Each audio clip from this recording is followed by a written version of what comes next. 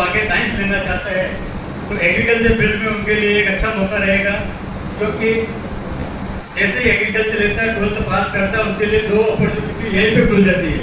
एक तो वो एग्रीकल्चर सुपरवाइजर का एग्जाम दे सकता है 12th करने के बाद, जस्ट 12th के बाद में, और दूसरा एग्जाम दे सकता है वो लैब असिस्टेंट का, जो दोनों एलएड की पोस्ट है। मैं डिप्लोमा से लेके आगे उच्च स्तर के जो भी पाठ्यक्रम है, जो भी कोर्सेज होते हैं, उन सारे कोर्सेज के बारे में बताऊंगा। जो भी आपको अपनी रुचि और अपनी एप्टीट्यूड है और अपने जो घर की पारिवारिक आर्थिक स्थिति है उसको मद्देनजर रखते हुए आपको इन कोर्सेज को चयन करना है, ठीक है। तो जैसे ही आप 10th पास करेंगे, अगर एग्रीकल्चर में जाना है, बायो केमिस्ट्री और एग्रीकल्चर लेके आप 2 एग्जाम को दे सकते हैं।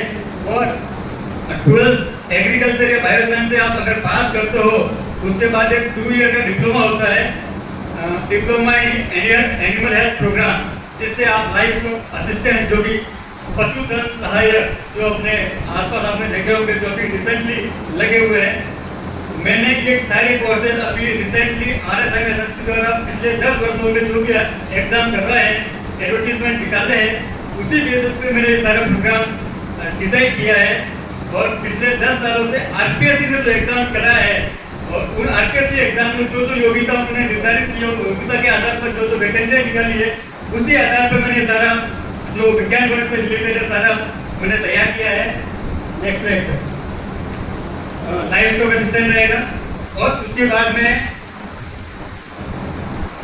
अगर कोई बच्चा उसके बाद में अगर कोई डिग्री करना चाहता है एग्रीकल्चर या बायो साइंस लेने के बाद, तो उसके लिए एक सेट का एग्जाम लगता है, जॉइंट इंटरेस्ट है, जो 4 ईयर का कोर्सेज है। ये सारे आपको कोर्सेज साइड में दिख रहे हैं। एग्रीकल्चर है, हॉर्टिकल्चर है, फॉरेस्ट्री, फूड न्यूट्रिशन डाइजेशन है, होम साइंस है, ग्रीन टेक्नोलॉजी और फूड टेक्नोलॉजी। इन दोनों में बीटेक होता है। बाकी PhD का प्रोग्राम है, लेकिन चारों 4 ईयर के कोर्सेज है। अगर इन्हीं एग्जाम को, ये जो सेट का एग्जाम होता है वो अपने स्टेट लेवल पे होता है। यही एग्जाम आप अगर सेंट्रल लेवल पे करना चाहे तो इसके लिए एग्जाम होगा ICA, Indian council of agriculture research के नाम से होता है, जिसमें अगर अच्छे रैंक से अगर सेलेक्ट होते हो तो आपको best scholarship government of India की तरफ से दी जाती है।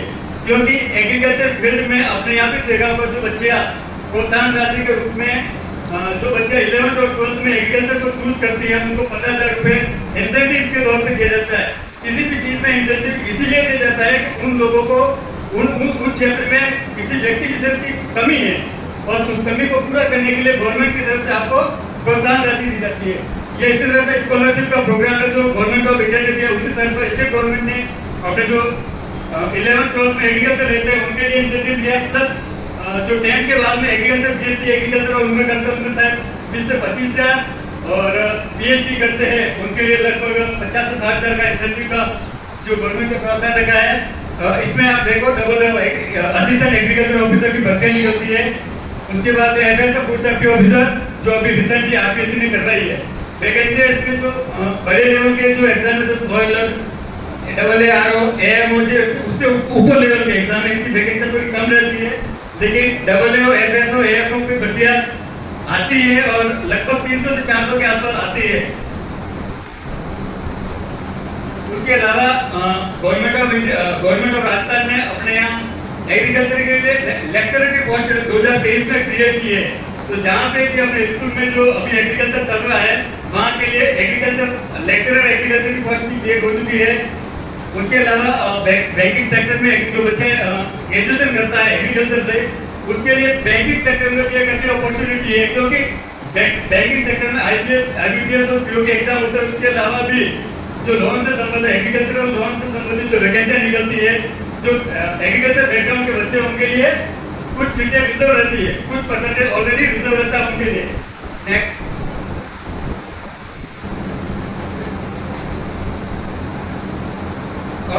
उसके बाद जो मैंने आपको 2 ईयर का जो डिप्लोमा बताया था एनिमल हेल्थ प्रोग्राम का, जो 2 ईयर का जो लाइव स्टॉक के असिस्टेंट के लिए था, लेकिन कोई बच्चा चाहता है वो लाइव स्टॉक से ऊपर की तरफ भी जाना चाहे तो एक BSc का प्रोग्राम होता है, bachelor in veterinary science and animal husbandry, जिसमें एडमिशन होता है नीट के थ्रू होता है। तो नीट का एग्जाम होता है, उसमें थ्रू आपको नीट में जो कॉलेज मिलती है वहाँ से ये पीएचडी का प्रोग्राम होता है, नीट क्लियर करके आप वेटरनरी डॉक्टर जो प्रॉपर डॉक्टर होता है वो आप बन सकते हैं। इसका exam NTA national testing agency द्वारा होता है। इसके बाद मैं आपको बताना चाहूँगा पैरामेडिकल कोर्सेज होते हैं। पैरामेडिकल कोर्सेज साइंस बायो के लिए, मैथ्स के लिए, दोनों के लिए खुला रहता है। ये ऑप्शन पैरामेडिकल कोर्सेज के लिए 12 के परसेंटेज बेस पे जो एडमिशन होता है अपने स्टेट में आरपीएमसी करवाती है, राजस्थान पैरामेडिकल काउंसिल, जहाँ से ये डिप्लोमा होता है।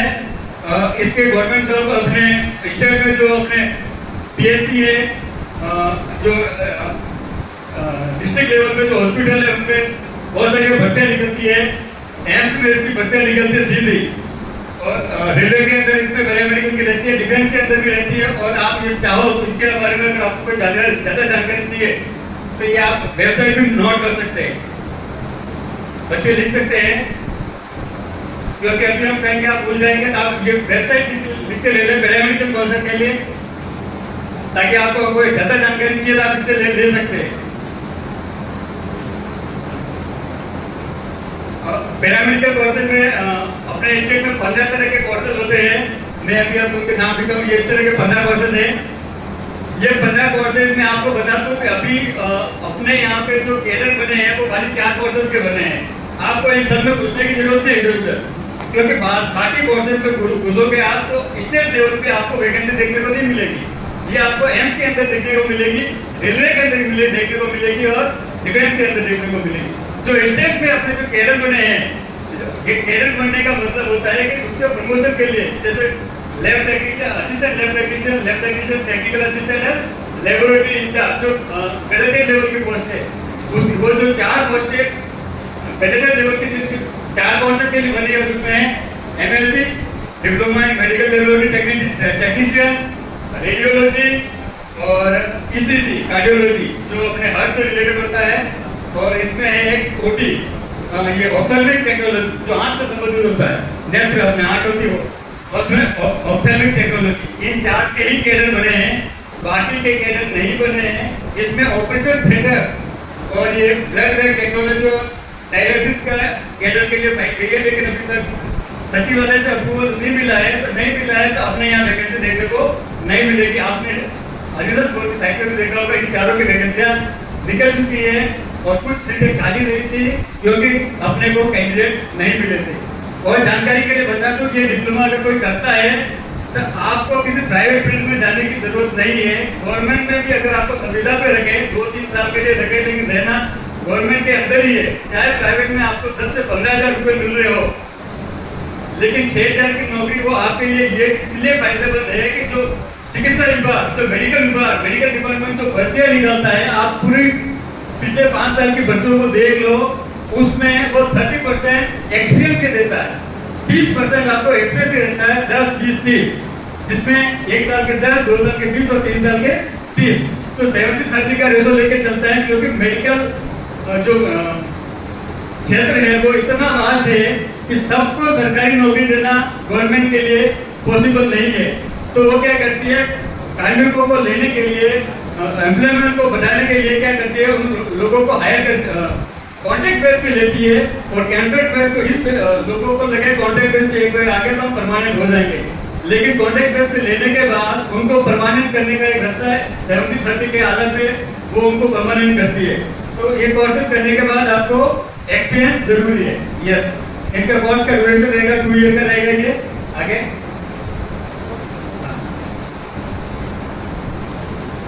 एक कोर्स होता है मेडिकल फील्ड में, नर्सिंग के बारे में बता रहा हूँ। एएनएम होता है, 12th बेसिस पे होता है, जिसमें आपको 12th में कोई भी सब्जेक्ट हो, साइंस आर्ट्स कवर तीनों उसमें आ सकते हैं, परसेंटेज बेस पे होता है, और डायरेक्टली राष्ट्र हेल्थ की वेबसाइट पे आता है कि एएनएम का विज्ञापन निकल गया। 21 तारीख के बीच में आप संबंधित सीएमएचओ ऑफिस मुख्य जिला चिकित्सा अधिकारी से वहाँ से एक फॉर्मेट निकलता है, 2 पेज का फॉर्म निकलता है, उसको भर के वहीं पे जमा करो, और डिस्ट्रिक्ट लेवल पे उसकी मेरिट बनती है, और कुछ गवर्नमेंट की सीटें भी होती है, वहाँ से आपको इसमें एएनएम का एडमिशन मिल जाता है। ये 2 ईयर का कोर्स होता है। ऑक्सिलरी नर्स एंड मिडवाइफ ये महिलाओं के लिए ज़्यादा बेहतर है, क्योंकि जब इसकी वैकेंसी आती है, जो नर्सिंग की वैकेंसी आती है, स्टाफ नर्स ले लो, ग्रेड 2 ले लो, उसमें 80-20 का रेशो रहता है, जिसमें 80% अगर 10 वैकेंसी आती है तो उसमें से 8 वैकेंसियाँ महिलाओं के लिए रिजर्व रहती है और 2 वैकेंसी रहती है वो जेंट्स के लिए रहती है। ये 8 महीने का ट्रेनिंग प्रोग्राम रहेगा और 6 मंथ की उसमें रहेगी इंटर्नशिप रहेगी और एएनएम बन सकते हैं आप और कॉन्टैक्ट बेस पे, इसलिए एएनएम होता है वो ओनली महिलाओं के लिए। ठीक है, ठीक है। एएनएम कोई करना चाहे जो 12th आर्ट्स साइंस और कॉमर्स कोई भी सबके लिए है। उसके बाद आता है GNM general nursing and midwifery 80-20 का रेशो मैंने आपको बता ही दिया था। ये 12% बेस पे स्टेट और डिस्ट्रिक्ट लेवल पे इसकी मेरिट निकलती है और 30 मंथ की इसमें ट्रेनिंग होती है, 6 मंथ की इंटर्नशिप होती है। ये गवर्नमेंट जॉब में देखा जाए तो सेकंड ग्रेड नर्स और एंड में इसकी भर्तियाँ रेगुलर आती रहती है। और इसके बारे में और कोई जानकारी चाहिए तो आप ये राजस्वास्थ्य इसकी वेबसाइट नोट कर ले रहे हैं। नर्स के बारे में आपको मैंने पर्यावरण की जो वेबसाइट थी वो बता दी, ऑफिशियल वेबसाइट स्टेट की। अब ये अपने जीएनएम की राजस्वास्थ्य.in आप नोट कर सकते हैं। आगे बढ़े, ये इसकी योग्यता थी जीएनएम की। जीएनएम में आपको साइंस से होना जरूरी है, फिजिक्स केमिस्ट्री बायोलॉजी वालों को वैधता दी जाती है। बाकी आर्ट्स वालों के लिए अगर फ्यूचर कोई वैकेंट रहती है तो उसमें आर्ट्स वाला आ सकता है। बाकी ये देखा गया जनरली इससे फुल हो जाती है सीटें।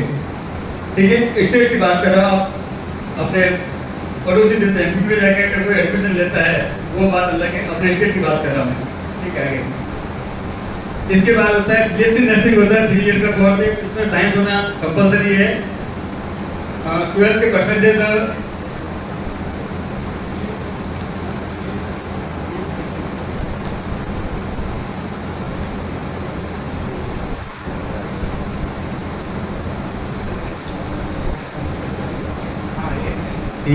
जीएनएम के बाद में बीएससी नर्सिंग 4 ईयर का ये प्रोग्राम है।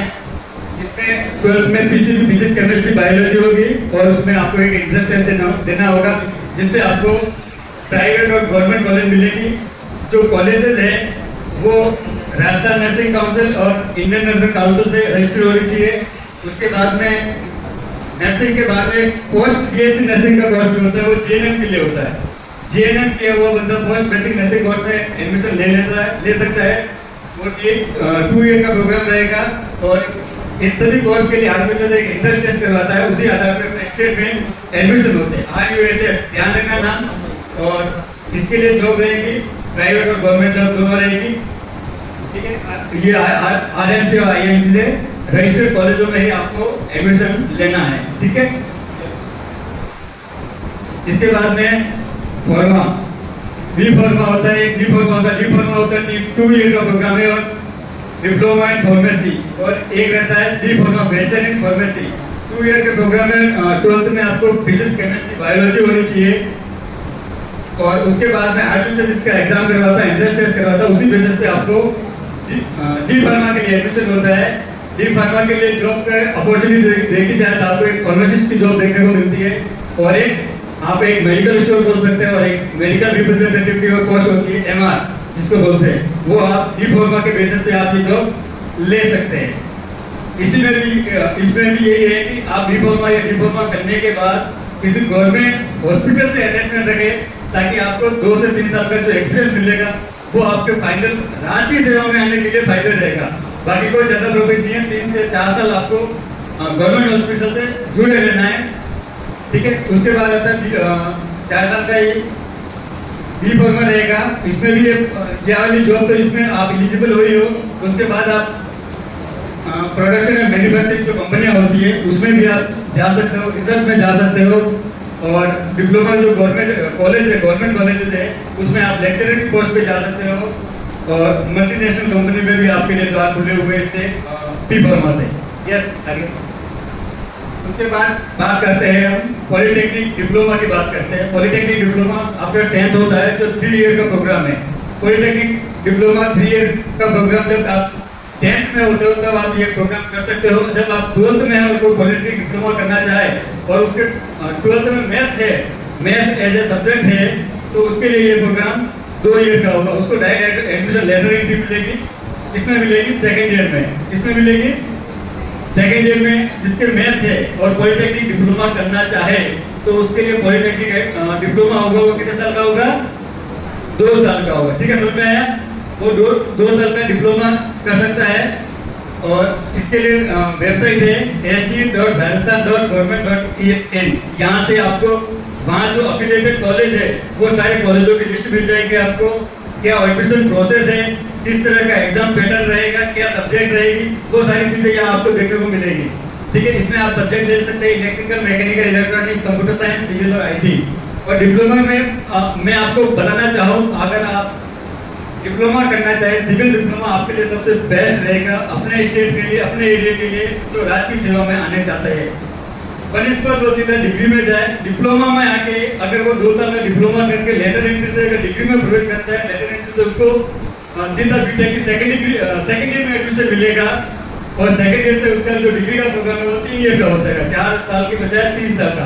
आप देख लीजिए अभी जो भी वैकेंसी आती है, जो अपने स्टेट में वैकेंसी आती है, चाहे PWD public work department, PHED public health engineering department, WRD water resource department, ये जो भी डिपार्टमेंट में गवर्नमेंट डिपार्टमेंट है अपने राजस्थान के अंदर, जो अपने इधर चाहे पंचायती राज मान लो, उसमें डिप्लोमा की वैकेंसी ज्यादा आती है। वो भी पे ग्रेड सेम है, डिग्री का भी पे ग्रेड सेम है, डिप्लोमा का भी पे ग्रेड सेम है, लेकिन डिप्लोमा वाले को यहाँ पे ज्यादा फायदा मिलेगा क्योंकि ज्यादा number of vacancies are more than the vacancies of degree. तो यहाँ पे जो वैकेंसीज है डिप्लोमा में आपको ज्यादा देखने को मिलेगी। आपने आसपास देखा होगा डिप्लोमा के वो बंदे कोई पहले नौकरियां मिली है। आप डिप्लोमा कर लीजिए, डिप्लोमा आपका 2 साल ही बिगड़ रहे हैं, 1 साल ज्यादा होने से ज्यादा कोई फर्क पड़ने वाला नहीं है। डिप्लोमा करने के बाद अगर सीधा आप कंपटीशन के एग्जाम में भी घुसोगे तो भी आपके लिए फायदामंद रहेगा। 3 साल आपके निकल गए तो डिग्री वैसे ही हो गई है। डिग्री करने के बाद आप IIM के लिए एलिजिबल हो जाएंगे, असिस्टेंट इंजीनियर के लिए एलिजिबल हो जाएंगे, वो बात की बात है। लेकिन एक डिप्लोमा करके आप एक आपके लिए ऑप्शन यहाँ पे 2 साल के बाद में आपको खुल जाएगा। सबसे बेस्ट ऑप्शन है ये। और उसके बाद सबसे बेस्ट ऑप्शन रहेगा इलेक्ट्रिकल डिप्लोमा, जो अपने यहाँ AVDNL है, अजमेर विद्युत वितरण निगम लिमिटेड है, वहां से ही अपने TSP के अंदर वैकेंसी आती है। उसके बाद में है RVNL, राजस्थान विद्युत उत्पादन निगम लिमिटेड, दोनों निगम है। और JVVNL, ZVVNL जो नॉन TSP के अंदर आते हैं, वहाँ अपनी सीटें नहीं रहती है।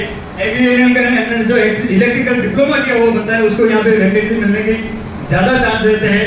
तो आप इलेक्ट्रिकल डिप्लोमा में प्रवेश ले सकते हैं। इलेक्ट्रिकल डिप्लोमा करने के बाद आप D2D प्रोफेसर लेटर एंट्री के थ्रू आप डायरेक्ट डिग्री के सेकेंड ईयर में प्रवेश करके आप अपनी सफलता सुनिश्चित कर सकते हैं। इलेक्ट्रिकल आपके लिए बेस्ट ऑप्शन रहेगा, मैं मान रहा हूँ।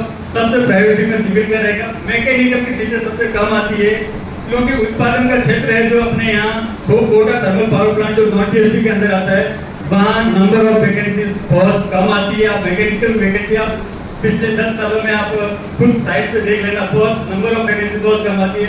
लेकिन मैकेनिकल को करने के बाद आप रेलवे के अंदर आपके लिए अपॉर्चुनिटी, इंडियन लेवल पे अगर आप रेलवे के अंदर जाए तो जो लोको पायलट है, असिस्टेंट लोको पायलट है, वहाँ का इंजीनियर है, वहाँ की पोस्ट आप ले सकते हैं। डिग्री के करने के बाद वहाँ से आप ले सकते हैं। अपने स्टेट के लिए मैकेनिकल के लिए ज़्यादा अपॉर्चुनिटी नहीं है। अपने उदयपुर की बात करें तो प्राइवेट कंपनियां भी अपने यहाँ मैकेनिकल की आपको बहुत कम देखने को मिलेगी। आपको अपने स्टेट को स्विच करना पड़ेगा, बाहर जाना पड़ेगा, वहीं आपके लिए अपॉर्चुनिटी ज़्यादा है। यस, एक एग्जाम होता है CUET, आपने नाम सुना होगा, बीच में फॉर्म भरे गए थे जो आपके अंदर ग्रुपों में आया होता है। कॉमन यूनिवर्सिटी एंट्रेंस टेस्ट होता है ये, जो सेंट्रल गवर्नमेंट का केंद्र सरकार करवाती है इसको। इसमें केंद्र सरकार की जो टॉप लेवल की कॉलेजेस है, जहाँ पे आपको सर्टिफिकेट से लेकर PhD तक के सारे कोर्सेज में आपको एडमिशन मिलता है। सर्टिफिकेट ले लो, 1 year diploma, 2 year diploma, UG के कोर्सेज ले लो, PG के कोर्सेज ले लो, PhD जो रिसर्च लेवल के कोर्सेज सारे CUET के अंदर आते हैं। अगर आपको उसमें तो टॉप लेवल की जो कॉलेज होती है वो इसके अंदर आती है। और इसके अंदर कोई जानकारी, ज़्यादा जानकारी चाहिए तो आप ये वेबसाइट नोट कर सकते हो। ये ऑफिशियल वेबसाइट में आपको इसलिए बता रहा हूँ कि मार्केट में अभी कोर्सेज के नाम पे, एडमिशन के नाम पे आपको बहुत सारे व्यक्ति मिलेंगे जो एडमिशन के नाम पे आपको कई हक के एडमिशन दिला देते हैं। बच्चा एडमिशन नहीं करता, एग्जाम देने भी जाता है, फिर बाद में पता पड़ता है कि ये कॉलेज हमारे मान्यता प्राप्त नहीं है।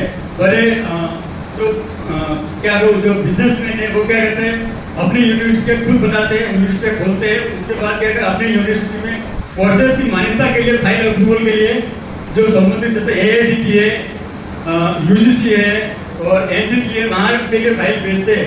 लेकिन कई बार फाइलों में कमियां आती है, तो फाइल वापस रिटर्न आने में टाइम लगता है, लेकिन वो अपने यहाँ अपने हिसाब से प्रोसेस को चालू रखते हैं। जब उस प्रोसेस को मान्यता मिलती है 3 साल बाद, लेकिन उन्होंने इसी साल आपको एडमिशन दे दिया है, तब जो 3 सालों में जो एडमिशन हुए वो बच्चों की मान्यता का क्या होगा? ये आपने धरना प्रदर्शन देखे होंगे, आप धरना प्रदर्शन होता रहता है कि कॉलेज की मान्यता नहीं थी तो हमारे को एडमिशन कैसे दे दिया। तो इसलिए मैं आपको ये साइट बता रहा हूँ, आप इस साइट पर विजिट कीजिए, आपको कॉलेजेस मिलेगी, उस कॉलेजों को देखिए ये मान्यता प्राप्त है या नहीं है, उसी बेसिस पे आपको एडमिशन लेने हैं। जैसे आपको ग्रेजुएशन का कोर्स करते हैं, यूजीसी मान्यता देता है यूनिवर्सिटी ग्रांट कमीशन, विश्वविद्यालय अनुदान आयोग। जैसे अगर आप टीचिंग का कोई बीएड एसटीसी वगैरह करते हो, इसके लिए आपको देता है NCT, national council of teacher education. और कोई आप टेक्निकल कोर्स करना चाहते हो तो इसके लिए देता है AICT, all India council of technical education. ये सारे जो संस्था है वो आपके डिग्री और डिप्लोमा कोर्स करने के लिए जो मान्यता देने की जो 3 मेन बॉडी है वो मैंने आपको बताई थी। पैरामेडिकल के लिए खुद पैरामेडिकल काउंसिल है, वो अपनी कॉलेज से डिसाइड करता है किस को देनी है, किसको नहीं देनी है। प्राइवेट यूनिवर्सिटी का कोई रोल है नहीं। अपने स्टेट की बात कर रहा हूँ, क्योंकि कई बार प्राइवेट से कर लेते हैं, फिर जब इसका आरएमसी रजिस्ट्रेशन करने जाते हैं, पैरामेडिकल रजिस्ट्रेशन कराने जाते हैं, फार्मेसी का रजिस्ट्रेशन कराने जाते हैं, उस समय उस कॉलेज की मान्यता पहले नहीं मिली होती। ठीक है, आगे ये उसके बाद ये कोर्स आपको देखने को मिलेगा। शुरू में इसमें बहुत कम कैंडिडेट थे, लेकिन धीरे धीरे इसकी भी जागरूकता फैली है, लोगों ने इसमें भी एडमिशन लिए है। डी और B diploma in library and bachelor in library. D होता है 12th के बाद 1 ईयर का कोर्स होता है, जो आपको डिस्टेंस से रेगुलर में दोनों में एडमिशन मिल जाएगा। और बी का कोर्स होता है ये भी 1 ईयर का है। ये आफ्टर ग्रेजुएशन आपको एडमिशन मिलेगा। ये अपने राजस्थान में लाइब्रेरी के कोर्स के लिए सबसे बेस्ट रहेगा। कॉलेज लाइब्रेरी ग्रेड 2 जिसमें वैकेंसी आती है, लेकिन नंबर ऑफ वैकेंसी थोड़ी कम रहती है, लेकिन ठीक है। अगर आप कोई कोर्स कर रहे हो, 1 साल के कोर्स में आपने एडमिशन ले लिया तो आपको कोई घाटा नहीं, क्योंकि टीचर की वैकेंसी है या कोई जिसके एग्जाम की वैकेंसी है, आप तैयारी कर रहे हो तो 3-4 साल की गैप के बाद आती है, तो उससे देखते एक आधा कोर्स आपके लिए अपने अगर एक आधा एक्स्ट्रा भी कर लिया तो आपके लिए कोई नुकसान नहीं होगा। आप उसको एग्जाम को देंगे, उससे वो आपके लिए फायदेमंद ही रहेगा, आप जुड़े रहेंगे। ठीक है, आगे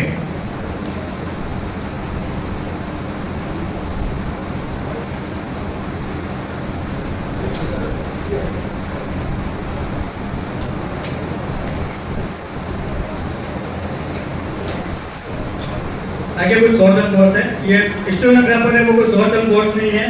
ये एक वैकेंसीज है, सीधे तौर पे ये वैकेंसीज है स्टेनोग्राफर, जिसमें टीएसपी के अंदर जो अपने रिसेंटली 2 वैकेंसीज है, उसमें अपने को कैंडिडेट ही नहीं मिले। सबसे ज़्यादा वैकेंसी इसी में खाली रही थी। अपने न्यायालय में इसकी वैकेंसी रहती है। इसके बाद में सिंगल लिपिक बोलते हैं, आंसू लिपिक बोलते हैं इसको। और एक आता है पर्सनल असिस्टेंट ग्रेड 2, ये दोनों सेम ही है। स्टेनोग्राफर और पर्सनल असिस्टेंट जो कलेक्टर साहब का पीए होता है, वो ये पोस्ट है। शानदार पोस्ट है ये। कोई भी बच्चा अगर 12th जिसकी मैथ अच्छी है और थोड़ा बहुत भी पढ़ लेता है, खाली 15 बच्चे पास करते हैं। स्टेनो पास किया और 1 साल जयपुर जाके या किसी उदयपुर से भी अगर शॉर्ट हैंड की तैयारी कर लेता है।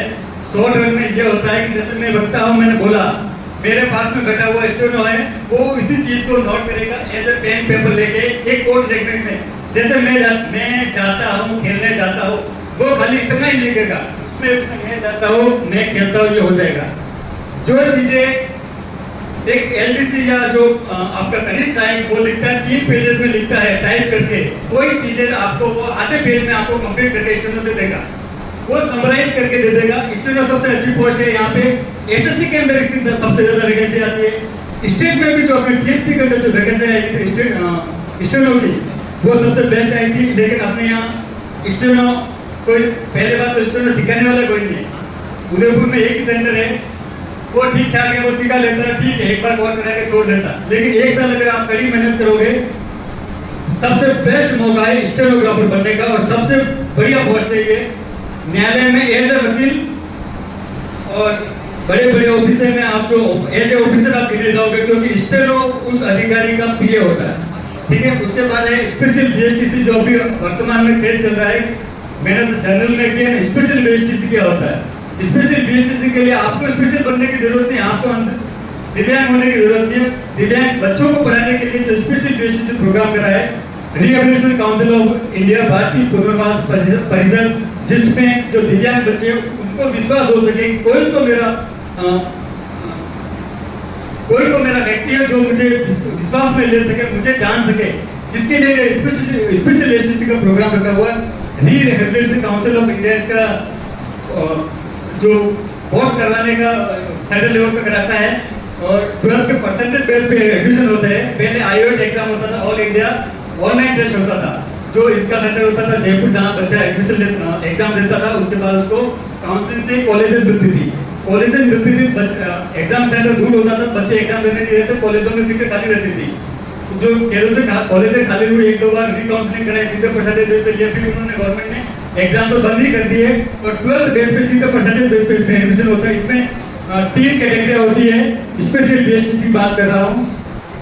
एक तो होता है आईडीडी, एक होता है बीआई और एक होता है एचआई। आईडीडी का होता है इंटेलेक्चुअल डेवलपमेंटल डिसेबिलिटी, जो मेंटली डिस्टर्ब बच्चे होते हैं उनके लिए आईडीडी होता है, वीआई होता है विजुअल एम्पावरमेंट और एचआई होता है हियरिंग एम्पावरमेंट।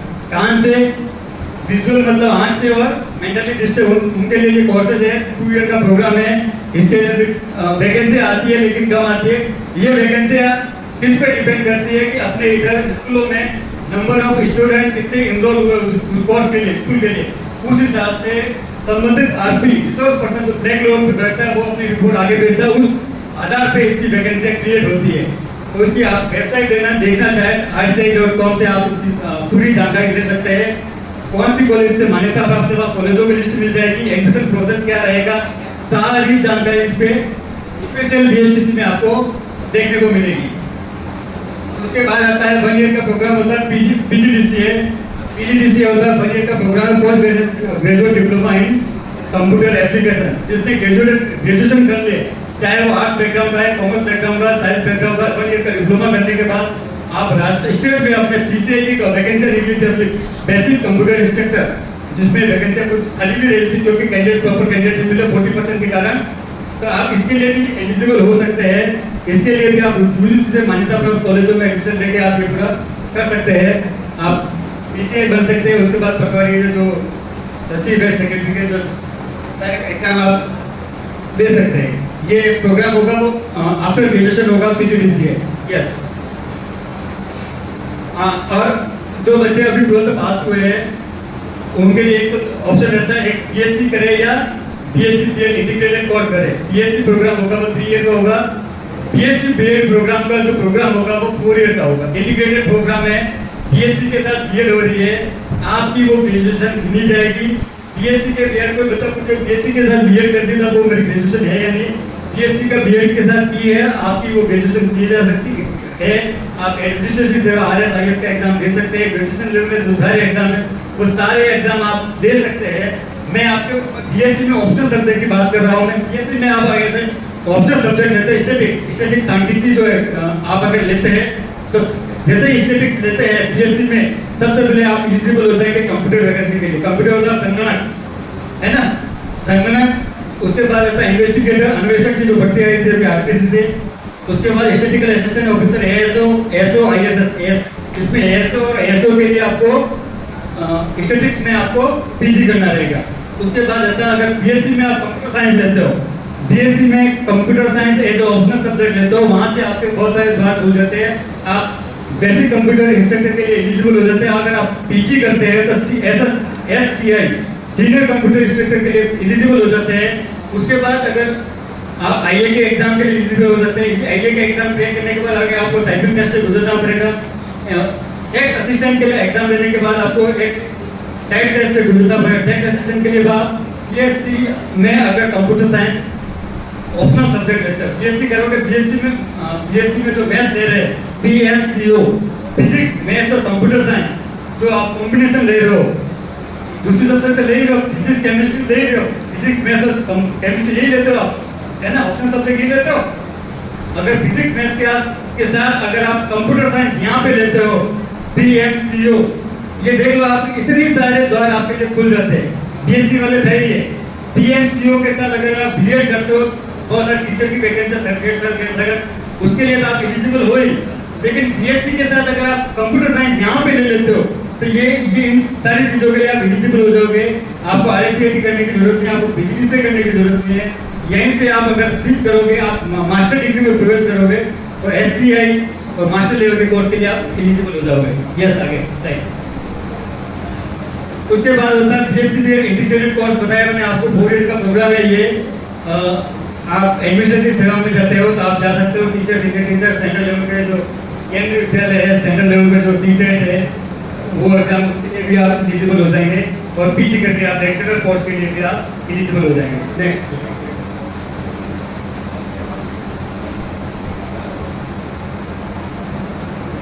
Thank you. संस्थान ने मुझे मौका दिया, इसके लिए बहुत बहुत आभार, धन्यवाद। आपने मुझे सुना और निश्चित रूप से आपके लिए मैंने जो चीज़ें बताई है वो आपके लिए निश्चित रूप से फायदेमंद रहेगी। मैंने आपके लिए यूनिक चीज़ें जो वर्तमान में अधीनस्थ वर्षों के जो एडवर्टीजमेंट निकाले, RTC में निकाले, उसका कंट्रोल निकाल मैंने आपको बता दिया। मेरा जो बताने का उद्देश्य था, मेरा थोड़ा गवर्नमेंट जॉब को लेकर थोड़ा